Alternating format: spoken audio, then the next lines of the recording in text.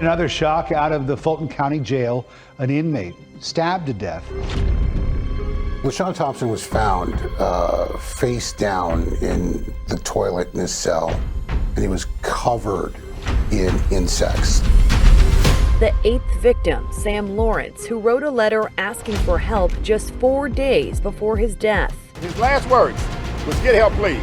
And now the Justice Department is launching an investigation. It will cost roughly $40 million per year to move roughly 1,000 inmates out of the region and out of the state. I got a detainee that wants to talk to you all. I had knives put to my throat, and I had to call my mom telling them, please wire somebody some money or I'm gonna be killed.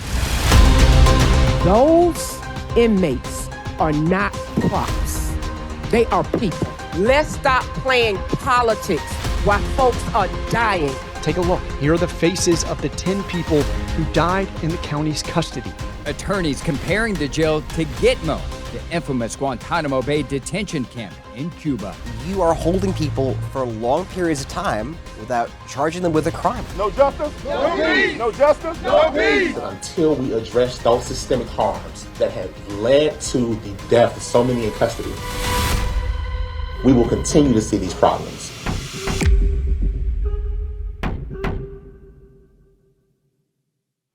Hi, I'm Andy Perotti. Tonight, we investigate the crisis at Fulton County's jail, why overcrowding exists, how it's creating deteriorating conditions, and possible solutions. These are the 10 people who have died in the jail so far this year. None of them convicted of the crime they're accused, all of them dead before their court date. For the first time, Fulton County's top elected leaders sit down with Atlanta News First for exclusive interviews to answer tough questions. They are the sheriff, the district attorney, the county chairman, and the chief judge. But before we hear from them, listen to the people the jail impacts the most, some comparing to America's notorious Guantanamo Bay prison. They're calling Georgia's Gitmo. It really scarred me for life. D'Anthony Tolbert has never served in the military, but says what he witnessed while detained inside the Fulton County Jail felt like war. I saw people die. I saw people get stabbed. Atlanta police arrested D'Anthony and his former roommate for murder in 2019. This past July, his attorney argued the district attorney had no proof he was involved. There's no physical evidence that Mr. Tolbert assaulted anybody, fired a gun at anybody, drove the vehicle that night. Frustrated, the 25-year-old spoke out in court. Excuse me, Chairman Vernon, I don't need no disrespect, but this is my life, so I only have one chance. After waiting 4.5 years behind bars to prove his innocence, the jury found him not guilty. How did this impact your mental health?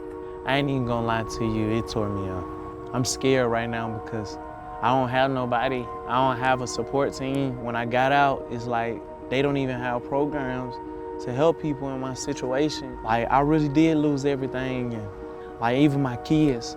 I can't even have my family no more. He lost his home, lost his job, and he almost lost his life. Stab right here. Each marking on his back and arms, stab wounds from knives and shanks. Right there, right there. there. They just keep going. And this all happened at the jail? Yeah. I mean, are you surprised that you're alive? Yeah. I thank God for it every day.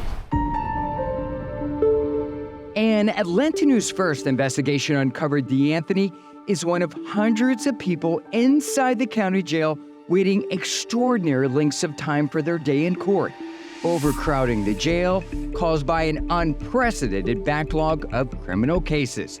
County records show as of September, at least 690 people detained more than a year in jail, 142 waiting 3 years, and at least 19 people waiting more than 5.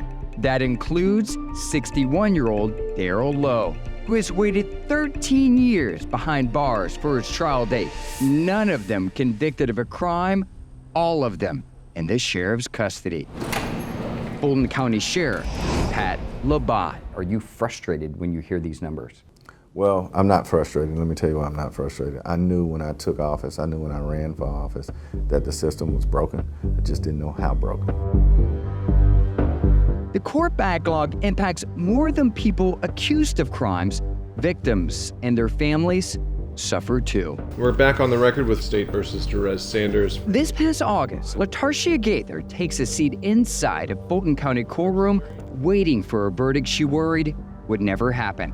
Facing Jerez Sanders, accused of killing her longtime boyfriend Timothy Jackson and 2 others at this home in 2013. I needed justice to move on. I need this to move on. Latarcia is the one who found Timothy dead inside. If you go down the hallway, there's a bedroom to your left and the 2 bedrooms.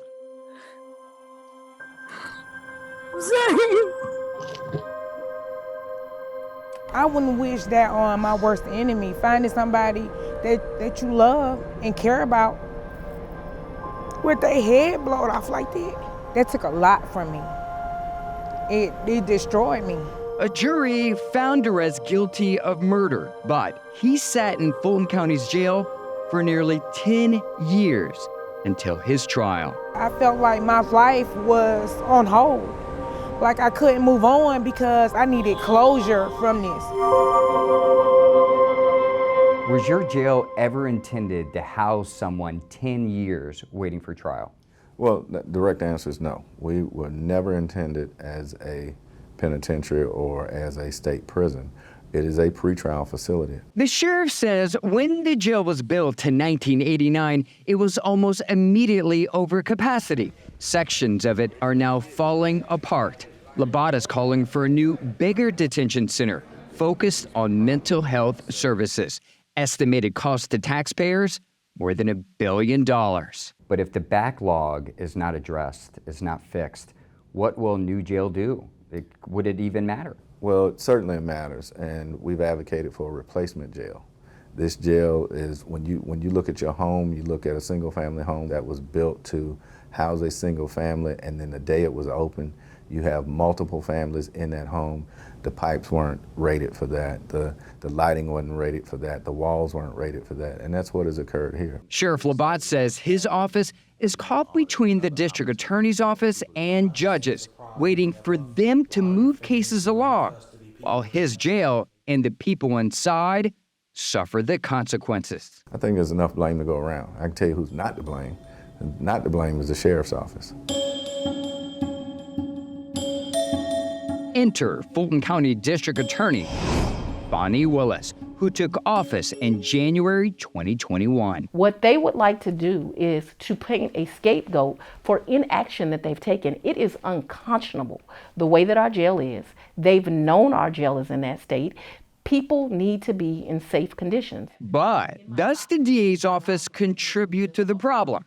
According to records from the county clerk's office this past summer, there were 1,232 people inside the jail who have yet to be indicted, about 60 of them waiting more than a year. People not formally charged with the crime, waiting for District Attorney Bonnie Willis's office to take the case through a grand jury to determine charges, while they sit behind bars. People need to be timely indicted, timely tried, and given the opportunity to force the state to prove its case. Atlanta criminal defense attorney Andrew Fleischman criticized the DA on Twitter earlier this year, writing, "Willis has been keeping people in jail without trial or even indictment for years. Wright Street has become our very own Gitmo."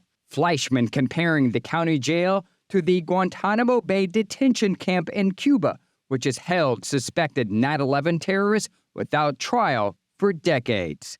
You are holding people for long periods of time without charging them with a crime or giving them due process. And that's exactly what happened at Gitmo. That in particular should be a high-level point of frustration. This past September, Fulton County Commissioner Bob Ellis raised the issue during a meeting, upset more progress had not been made after allocating $75 million in federal pandemic aid. to address it. I think collectively, everybody's pissed at the quality, the level of results. What's your reaction to that? That Commissioner Ellis is not a supporter of criminal justice, is ignorant, doesn't know what he's talking about most days, is just not really trying to make himself informed of the issues or the progress. Commissioners have tried to paint this picture that somehow incarceration and indictment tie hand in hand, and they don't. People arrested for felonies are entitled to be released on bond after 90 days, but that's not a guaranteed get-out-of-jail-free card. If they are not indicted by that time, it means a Superior Court judge likely determined they were a flight or security risk at their initial bond appearance, not eligible for a bond due to an unrelated pending charge, or they couldn't afford to post bail to be released. The other thing is, in the old administration, they would take whatever the police faxed over and they would simply indict. There was no investigation did. We changed completely the way we did business, meaning that prior to someone being indicted, we had to actually have the evidence. That sounds novice to people, but they were not doing that. So what about people waiting years in the jail for their trial dates, specifically the 19 who have waited longer than 5 years? Why is it taking so long to get to trial? So your information also is not complete, but you could have easily pulled it. All, not some, 100% of them have competency issues. They are certainly in custody, but they are in custody at Georgia Regional. Georgia Regional is the state mental health hospital the county uses to treat inmates with mental illness. District Attorney Willis says her office can't prosecute someone until a doctor determines they are competent to stand trial. Until then, some go back and forth from the jail to Georgia Regional for treatment. Atlanta News first uncovered 7 of the 19 waiting 5 years behind bars have never been to the hospital, all stuck in legal limbo. When you have people that are so severely mentally ill, extremely violent, not someone you want on the street, not someone your neighbor wants on the street. While Willis says her office has made strides reducing the court backlog, it continues to grow. So far this year, pending criminal cases spiked to 23,000, a 28% increase since December. The DA says she needs more staff to tackle it. I'm also not going to apologize for saying this office needs adequate resources. We need more investigators and more lawyers and legal support staff that can support them. Coming up, Fulton County's chief judge responds to criticism. He's not doing enough to address the problem. Plus, why the head of the county's commission blames the public for the jail's failures. The voters are at fault in all of this from my perspective. It's your fault.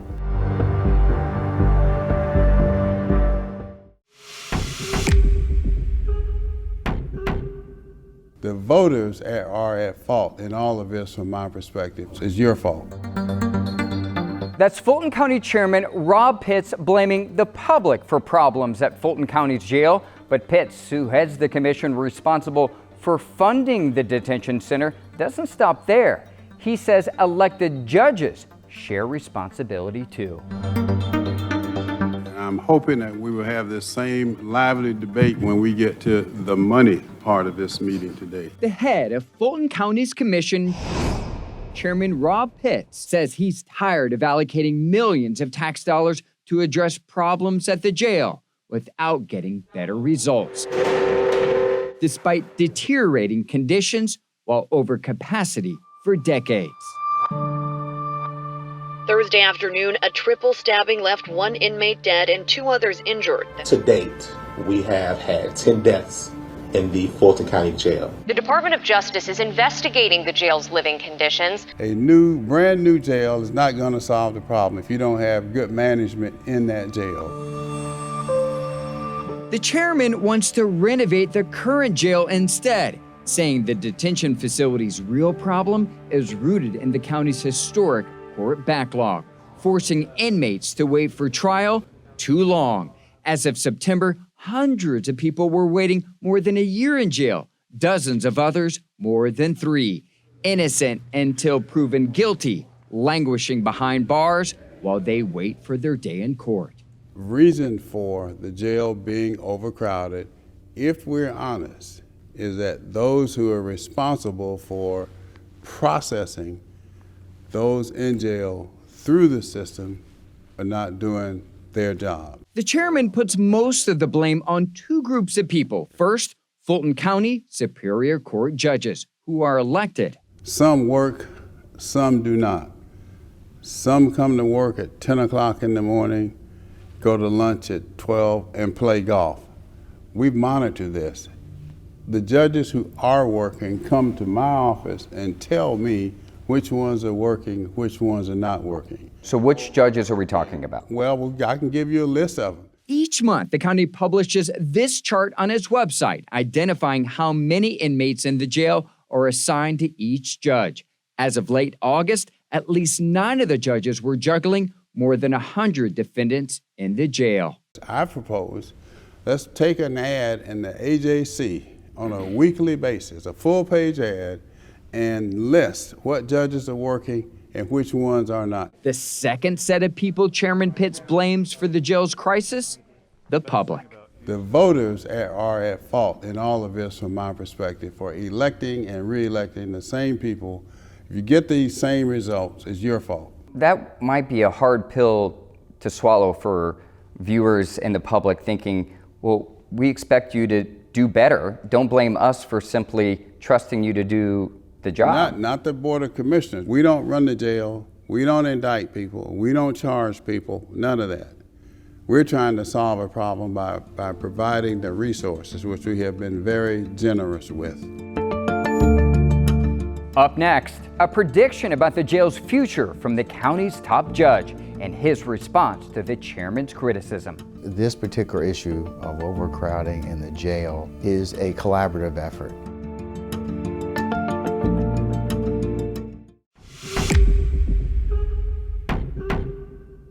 Hundreds of people inside Fulton County's jail have waited years for their day in court, overcrowding the facility, creating dangerous conditions. The county's chairman blames elected judges for not doing enough to address the problem. We sat down with the court's chief judge to get answers. Motion on the floor is to rescind the contract. Ask the head of Fulton County's commission who's to blame for overcrowding at the jail. Chairman Rob Pitts points to Superior Court judges and the voters who keep them in office. Some work, some do not. Some come to work at 10 o'clock in the morning, go to lunch at 12, and play golf. We monitor this. The voters are at fault in all of this from my perspective. It's your fault. Any other witnesses, Ms. Bell? Fulton County Chief Superior Court Judge Earl Glanville. What's your response to what he said? Well, I would disagree because this particular issue of overcrowding in the jail is a collaborative effort. Voters first elected Glanville to the bench in 2005. He's been the chief for about a year. The judge says he and his colleagues on the bench are working hard to move cases along, but they are at the mercy of prosecutors and defense attorneys' ability to get their cases ready. Case in point, there are not enough court-appointed attorneys. These are the lawyers who represent the majority of people in jail who cannot afford to pay for one themselves. It's a problem. I understand it's a problem. This man told a judge in July he sat in the county jail for nearly a year without an attorney. How long have you been in custody? 11 months. And have you seen about to be 12 months on the 13th of August. August, okay. And has anyone come to see you, any lawyer? No. Okay. The whole public defender system is just very important because if you don't have public defenders, criminal accused, it affects their ability to have adequate representation. Judge Glanville says cases are also held up by the overburdened crime lab at the Georgia Bureau of Investigation, which can take months for it to test drugs and firearm ballistics needed before the DA will pursue charges or drop the case. If I'm a defendant and that science will exonerate me, or at least give me a better understanding of where I stand with that case, there's nothing I can do until I get that data point. This past December, Judge Glanville signed this order suspending defendants' ability to request speedy trials citing the pandemic and an overwhelming backlog for the reason. It ended in July, but the result, potentially thousands of people unable to move their cases forward for months. Do you think that suspension impacted the backlog during that time? I would say so, because we were not able to try as many cases during the pandemic, given the health concerns. So, yeah, it had an effect. To address the backlog, the judge says his colleagues created a temporary program to fund more court-appointed attorneys. They're also holding court inside the jail on Saturdays, but they need the commission to fund more judge positions. A year from now, what do you think the numbers will be, or what do you think the conversation will be? The conversation will be that these numbers will continue to decrease. We're constitutionally mandated to give you time and opportunity to have your case heard, either before a judge or jury, and that's what we're going to continue to do. County commissioners have yet to decide whether they will approve funding for a new jail that could exceed more than $1 billion. We'll keep you posted. In the meantime, you can watch the full interviews with the sheriff, the DA, the county chairman, and the chief judge in this story on AtlantaNewsFirst.com. Thanks for watching.